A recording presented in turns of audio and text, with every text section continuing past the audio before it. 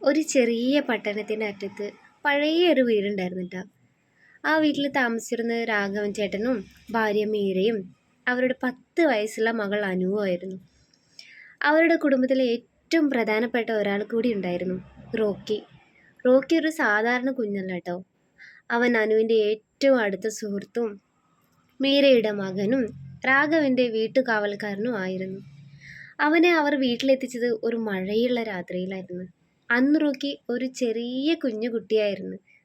റോഡരികിൽ വിറച്ച് കിടക്കണ ആ കുഞ്ഞിനെ കണ്ടപ്പോൾ മീരയ്ക്ക് സഹിക്കാൻ കഴിഞ്ഞില്ല. രാഘവേട്ടാ, ഇതിനെ നമുക്ക് വീട്ടിലേക്ക് കൊണ്ടുപോകാം. രാഘവൻ ആദ്യം സമ്മതിച്ചില്ല. മീരെ, നമ്മുടെ വീട്ടിൽ തന്നെ ചെലവ് കൂടുതലാണ്, ഇതിനെങ്ങനെ നോക്കും? മീര ഒന്നും പറഞ്ഞില്ല. അവൾ ആ കുഞ്ഞു കുട്ടിയെ തൻ്റെ സാരിയിൽ പൊതിഞ്ഞു. ഇന്ന് ഇതിനെ ഇവിടെ വിട്ടാൽ നാളെ ഇത് ജീവനോടെ ഉണ്ടാകുമോ എന്നറിയില്ല. ആ വാക്കുകൾ രാഘവൻ്റെ മനസ്സിൽ തട്ടി. അന്ന് രാത്രി മുതൽ റോക്കി അവരുടെ വീട്ടിലെ ഒരംഗമായി. റോക്കി വളർന്നതോടെ വീട്ടിലെ ഏറ്റവും സന്തോഷമുള്ള കുഞ്ഞായി മാറി.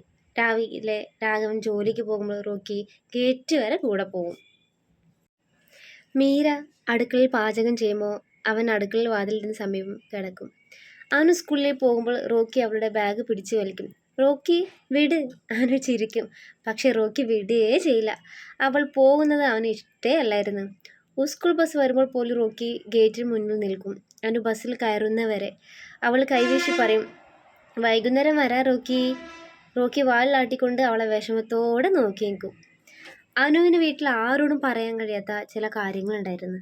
അവൾക്ക് സ്കൂളിൽ ഒരു ദിവസം വളരെ മോശം അനുഭവം ഉണ്ടായി. ചില കുട്ടികൾ അവളെ കളിയാക്കി. അന്ന് വീട്ടിലെത്തിയപ്പോൾ അവൾ നേരെ മുറിയിലേക്ക് പോയി. മീര ചോദിച്ചു, എന്തു പറ്റി മോളെ? ഒന്നുമില്ല അമ്മേ. അവൾ വാതിലടച്ചു. കുറച്ച് കഴിഞ്ഞപ്പോൾ റോക്കി വാതിലിന് മുന്നിലെത്തി. അവൻ വാതിലിൽ കാലുകൊണ്ട് തട്ടി. ടക്ക് ടക്ക്. അനു വാതിൽ തുറന്നില്ല. റോക്കി വീണ്ടും തട്ടി. അവസാനം അനു വാതിൽ തുറന്നു. റോക്കി അകത്തേക്ക് ഓടി. അവൾ കിടക്കയിലിരുന്ന് കരയുകയായിരുന്നു. റോക്കി അവളുടെ അടുത്ത് ചെന്ന് നിന്നു. അവളുടെ കയ്യിൽ തല വെച്ചു. അനു റോക്കിയെ കെട്ടിപ്പിടിച്ചു. എല്ലാവരും എന്നെ കളിയാക്കുന്നു റോക്കി. റോക്കി ഒന്നും മനസ്സിലാവാത്ത പോലെ അവളുടെ മുഖത്തേക്ക് നോക്കി. പക്ഷേ അവളുടെ കണ്ണുനീർ നക്കി തുടച്ചു. ആ രാത്രി അനുവിന് മനസ്സിലായി, ചിലപ്പോൾ നമ്മളെ മനസ്സിലാക്കാൻ ഭാഷ ആവശ്യമില്ല. കാലം അങ്ങനെ കടന്നു പോയിക്കൊണ്ടേയിരുന്നു. രാഘവേട്ടൻ്റെ ജോലി നഷ്ടമായി. വീട്ടിലെ സാമ്പത്തിക സ്ഥിതി വളരെ മോശമായി. കടങ്ങളെല്ലാം കൂടി. ഒരു ദിവസം രാഘവേട്ടൻ പറഞ്ഞു, ഈ വീട് വിൽക്കേണ്ടി വരും. മീര ഞെട്ടിപ്പോയി. അപ്പോൾ നമ്മൾ എവിടെ പോകും? എൻ്റെ സുഹൃത്ത് ഒരു ജോലി പറഞ്ഞിട്ടുണ്ട്, മറ്റൊരു നഗരത്തിലേക്ക് പോകണം. അനു അത് കേട്ട് അവളുടെ ആദ്യ ചോദ്യം, റോക്കി നമ്മളോടൊപ്പം വരുമല്ലോ? രാഘവൻ മിണ്ടാതിരുന്നു. പുതിയ വീട്ടിൽ നായയെ അനുവദിക്കില്ലെന്ന് അയാൾക്ക് അറിയാമായിരുന്നു. അനു റോക്കിയെ കെട്ടിപ്പിടിച്ചു. എവിടെയായാലും റോക്കി ഞങ്ങളോടൊപ്പം വരണം. മീരയുടെ കണ്ണിൽ കണ്ണുനീർ നിറഞ്ഞു. അവർ അടുത്ത ദിവസം രാവിലെ പോകാൻ തീരുമാനിച്ചു. പക്ഷേ അതേ രാത്രി വലിയൊരു മഴയുണ്ടായി. കാറ്റും ഇടിയും. രാത്രി ഏകദേശം 12 മണിയായിരുന്നു. അപ്പോൾ റോക്കി പെട്ടെന്ന് കുരയ്ക്കാൻ തുടങ്ങി. രാഘവേട്ടൻ പെട്ടെന്ന് എഴുന്നേറ്റ്. എന്തു പറ്റി റോക്കി? റോക്കി വീടിൻ്റെ പിന്നിലേക്ക് ഓടി. അവിടെ നിന്ന് വീണ്ടും അവൻ കുറച്ചുകൊണ്ടേയിരുന്നു. രാഘവേട്ടൻ ടോർച്ച് എടുത്ത് പുറത്തേക്ക് പോയി. അവിടെ കണ്ട കാഴ്ച അവരെ ഞെട്ടിച്ചു. മഴ കാരണം വീടിൻ്റെ പിന്നിലെ മതിൽ ഇടിഞ്ഞിരുന്നു. മതിലിന് സമീപം വൈദ്യുതി വയർ പൊട്ടിക്കിടക്കുകയായിരുന്നു. അത് വീട്ടിലേക്ക് വീഴാൻ പോകുകയായിരുന്നു. രാഘവേട്ടൻ ഉടൻ എല്ലാവരെയും പുറത്തേക്ക് കൊണ്ടുവന്നു. അല്പസമയം കഴിഞ്ഞപ്പോൾ വലിയ ശബ്ദത്തോടെ മതിൽ തകർന്നു വീണു. അവരുടെ വീട് ഭാഗികമായി തകർന്നു. റോക്കി ഇല്ലായിരുന്നെങ്കിൽ അവർക്ക് എന്ത് സംഭവിക്കുമായിരുന്നു എന്ന് ചിന്തിക്കാൻ പോലും കഴിയില്ലായിരുന്നു. അന്ന് ആദ്യമായി രാഘവേട്ടൻ റോക്കിയെ കെട്ടിപ്പിടിച്ചു. നീ ഞങ്ങളുടെ കുഞ്ഞല്ല, നീ ഞങ്ങളുടെ കുടുംബമാണ്. അടുത്ത ദിവസം അവർ പുതിയ നഗരത്തിലേക്ക് പോയി. പക്ഷേ ഒരു പ്രശ്നം ഉണ്ടായിരുന്നു. പുതിയ വീട്ടുടമ പറഞ്ഞു, നായയെ വീട്ടിൽ കയറ്റാൻ പറ്റില്ല. രാഘവേട്ടൻ റോക്കിയെ നോക്കി. അനു കരഞ്ഞു, അച്ഛാ, റോക്കിയെ എവിടെയും വിടരുത്. രാഘവേട്ടന് ഒന്നും പറയാൻ കഴിഞ്ഞില്ല. അവസാനം അദ്ദേഹം അടുത്തുള്ള ചെറിയ സ്ഥലത്ത് റോക്കിക്ക് താമസിക്കാൻ സൗകര്യം ഒരുക്കി. റോക്കിയെ ദിവസവും ഗേറ്റിന് സമീപം കിടക്കും. അനു സ്കൂളിൽ നിന്ന് വരുമ്പോൾ ഓടിയെത്തും. റോക്കി ചാടി അവരുടെ അടുത്തേക്ക് വരും. അവരുടെ ജീവിതം വീണ്ടും സന്തോഷമായി. ഒരു ദിവസം അനു സ്കൂളിൽ നിന്ന് വീട്ടിലേക്ക് വരികയായിരുന്നു. റോക്കി പതിവ് പോലെ അവളെ കാത്ത് ഗേറ്റിന് സമയം നിന്നുകൊണ്ടിരിക്കുകയാണ്. അവൾ റോഡ് മുറിച്ച് കടക്കാൻ പോകുമ്പോൾ ഒരു കാർ വേഗത്തിൽ വരുന്നത് നമ്മൾ റോക്കിക്കുട്ടി കണ്ടു. റോക്കി കുട്ടിക്ക് അപ്പോഴെന്തോ ഒരു അപകടം നടക്കാൻ പോകണമെന്ന് എനിക്ക് മനസ്സിലായി. അവൻ പെട്ടെന്ന് അനുവിൻ്റെ അടുത്തേക്ക് ഓടിച്ചെന്ന് അവളെ പിന്നിലേക്ക് തള്ളിയിട്ട് കാർ റോക്കിയെ ഒറ്റയടി. റോക്കി! അനു നിലവിളിച്ചു. റോക്കി റോഡിൽ വീണു. അവൻ്റെ ശരീരത്തിന് പരുക്ക് പറ്റിയിരുന്നു. അനു കരഞ്ഞുകൊണ്ടേ റോക്കിയെ കെട്ടിപ്പിടിച്ചു. എന്നെ രക്ഷിക്കാൻ നീ എന്തിനാ വന്നത്? റോക്കി പതുക്കെ കണ്ണു തുറന്നു. അവൻ അനുവിൻ്റെ കൈ നക്കി. അതവൻ്റെ മറുപടിയായിരുന്നു. റോക്കി ഉടൻ ആശുപത്രിയിൽ എത്തിച്ചു. ഡോക്ടർ പറഞ്ഞു, പരിക്ക് ഗുരുതരമാണ്, ചികിത്സ വേണം. രാഘവേട്ടൻ്റെ കയ്യിൽ പണം ഉണ്ടായിരുന്നില്ല.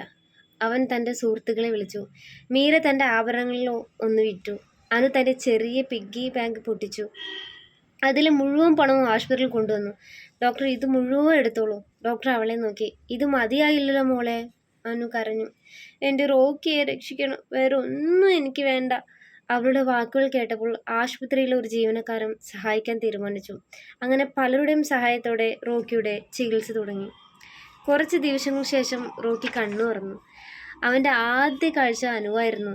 അനു കരഞ്ഞുകൊണ്ട് ചിരിച്ച്, റോക്കി നീ തിരിച്ചു വന്നല്ലോ. റോക്കി വാൽ പതുക്കെ ആട്ടി. അത് കണ്ടപ്പോൾ മീരയുടെ കണ്ണുകൾ നിറഞ്ഞു. രാഘവേട്ടൻ ഡോക്ടറോട് പറഞ്ഞു, ഇവൻ ഞങ്ങളുടെ കുടുംബത്തെ രക്ഷിച്ചവനാണ്. ഡോക്ടർ ചിരിച്ചു. അവൻ നിങ്ങളെ മാത്രമല്ല, നിങ്ങളെ എല്ലാവരെയും അവൻ രക്ഷിച്ചു. കാലം വീണ്ടും കടന്നു പോയിക്കൊണ്ടേയിരുന്നു.